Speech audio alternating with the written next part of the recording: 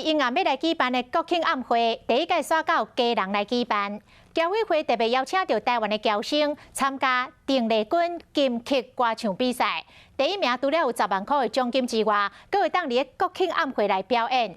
今年因为疫情的关系，侨胞要回国是较艰难，也毋过也是有1000外热情的侨胞返来台湾参加国庆相关的活动。 国庆晚会节目是一项比一项较精彩，严过要伫几万名观众的面前表演，为人都爱升过5关斩六将。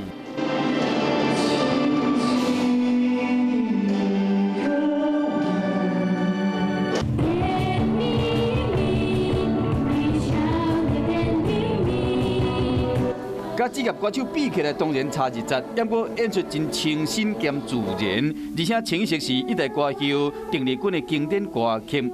原来这是侨委会所举办的侨生歌唱比赛，冠军唔乃使得到10万块奖金，过使登上国庆晚会舞台。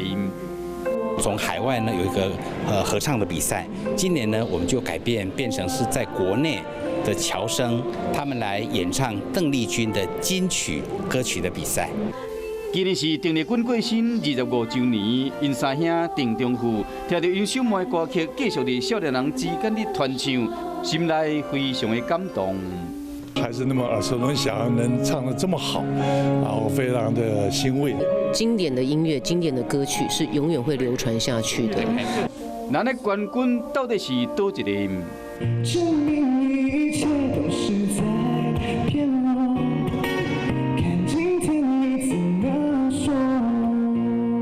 我希望能够可以待在这边，因为这边怎么说都是一个华语流行音乐的重镇。